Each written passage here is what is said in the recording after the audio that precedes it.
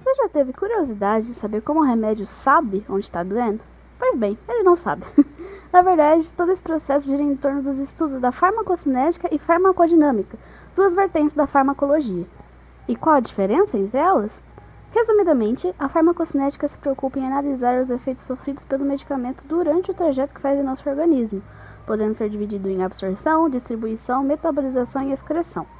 Já a farmacodinâmica é responsável por estudar os efeitos que o medicamento causa no organismo, mediante conceitos como efeitos colaterais, mecanismos de ação, entre outros.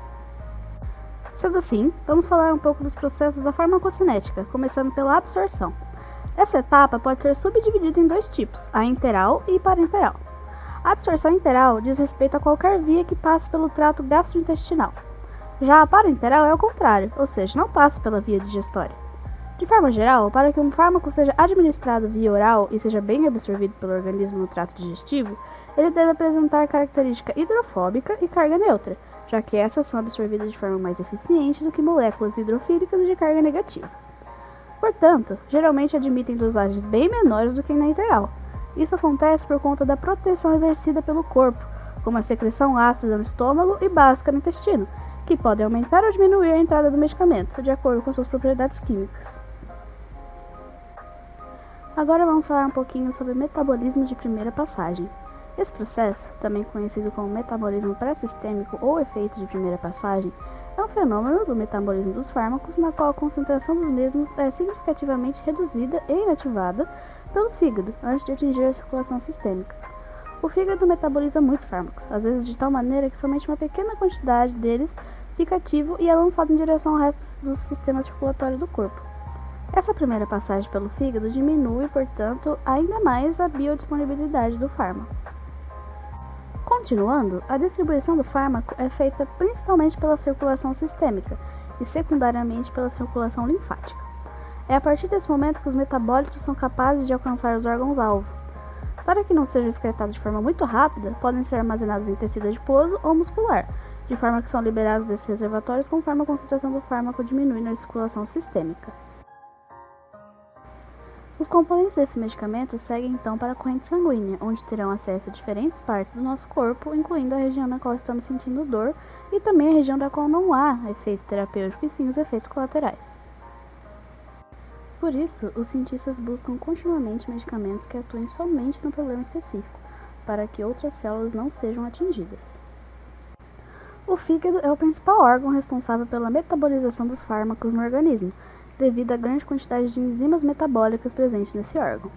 Tais reações de metabolização são chamadas de biotransformação, nas quais o fígado é capaz de transformar o fármaco em metabólitos ativos e inativos ou facilitando sua eliminação.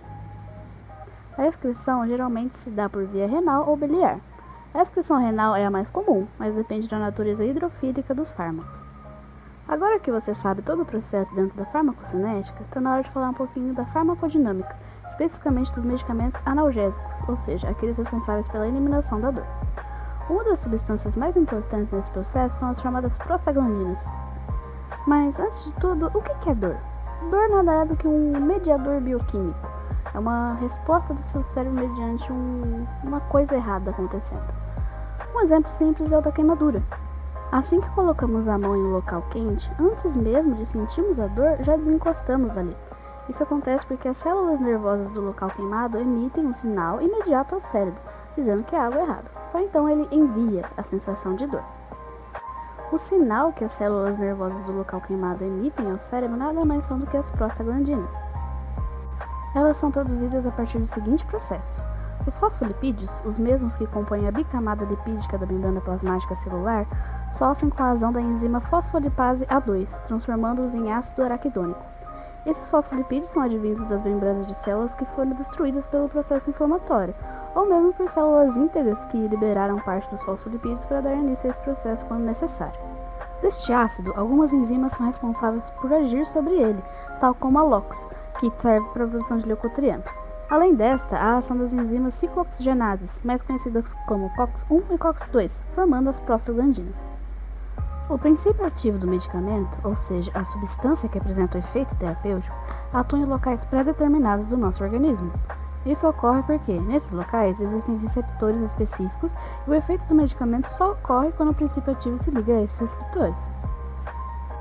O mecanismo de ação dos AINES, ou seja, os anti-inflamatórios não esteroidais, se baseia na inibição da enzima COX, enzima ciclooxigenase, o que desencadeia na não produção das prostaglandinas, que por sua vez não enviarão as mensagens químicas ao cérebro sobre a sensação de dor e febre.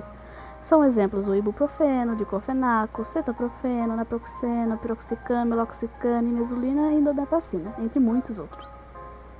Lembrando que os AINES não são responsáveis por cessar o processo inflamatório, apenas inibem a produção das prostaglandinas, que são responsáveis principalmente pela sensação de dor e febre.